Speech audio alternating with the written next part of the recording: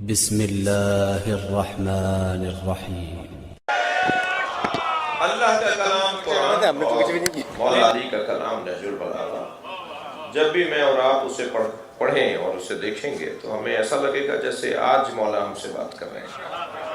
اللہ آج قرآن میں ہم سے خطاب کر رہا ہے، اور قرآن مجید میں یوں تو 6000 سے زیادہ آیات ہیں، مگر کچھ سورے ہیں کہ جو سورۃ الجامع کہلاتے ہیں، کچھ سورے ہیں کہ جو کچھ آیتیں ہیں جو آیت الجامع کہلاتی ہیں، یعنی ایک آیت پورے قرآن کا کام کرتی ہوئی نظر آتی ہے، ایک سورہ پورے قرآن کا مفاد اور فائدہ پہنچاتا ہوا نظر آتا ہے۔ مثلا سورہ مبارکہ والعصر چند آیات پر مشتمل سورہ، انتہائی مختصر سورہ، مگر پورے قرآن کا جو پیغام ہے وہ ایک جگہ ملتا ہے۔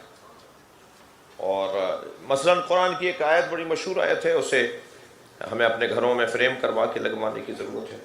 بہت اچھے اچھے منظر ہم نے طغرے بنوائے ہیں، بہت اچھے اچھے منظر ہم نے اپنے گھروں میں لگائے ہوئے ہیں، سینریاں لگائی ہوئی ہیں۔ تو قرآن کی کچھ آیات بھی ہیں جنہیں خوش خطی سے لکھوا کر اپنے گھر میں لگانے کی ضرورت ہے، تاکہ آتے جاتے قرآن کی آیت ہم سے بات کرے اور ہم اس سے اثر لیں۔ مثلا سورہ مبارکہ تکویر کی ایک مشہور آیت، سورہ تکویر کی ایک آیت، فَأَيْنَ تَذْهَبُونَ، کہاں جا رہے ہو؟ پوری آیت ہے یہ۔ اللہ آتے جاتے ہم سے پوچھ رہے ہیں کہاں جا رہے ہو؟ جانے کے لیے جواب ہے تو جاؤ، ورنہ کہاں جا رہے ہو؟ صلوات پڑھیں گے محمد و آل محمد۔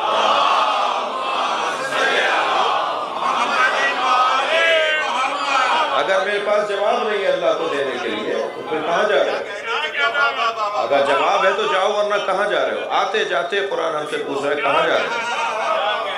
اللہ ہم سے پوچھ رہا ہے کہاں جا رہے ہو؟ قرآن میں ایک اور آیت مثلا قُلْ إِنَّمَا أَعِظُكُمْ بِوَاحِدَةٍ أَن تَقُومُوا لِلَّهِ مَثْنًى وَفُرَادًى، میں اللہ تمہیں صرف ایک نصیحت کرتا ہوں، جو کام کرو اللہ کی خاطر کرو، چاہے مل کر کرو یا اکیلے رہ کے کرو، تمہارے ہر کام پر اللہ کی نظارت ہو، اللہ کو جواب دینے کے لیے جواب ہو، تمہارا ہر کام للہ ہی ہونا چاہیے۔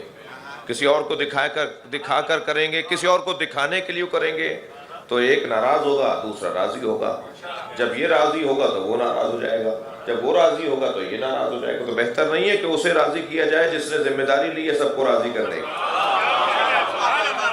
جو وہی راضی کر سکتا ہے سب کو، ہمارے آپ کے تو بس کی نہیں ہے کہ ہم سب کو راضی رکھ سکیں۔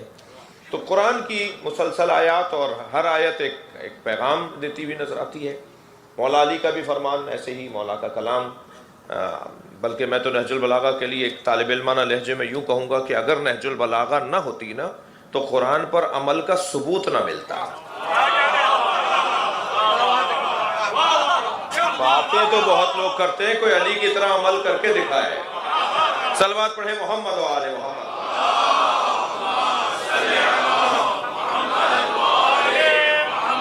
مکمل قرآن پر عمل کو نہج البلاغہ کہا جاتا ہے۔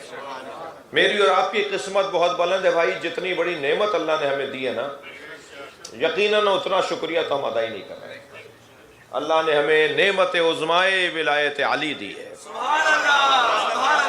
ساری دنیا کی نعمتیں ایک طرف اور علی ولی اللہ کا دم ایک طرف۔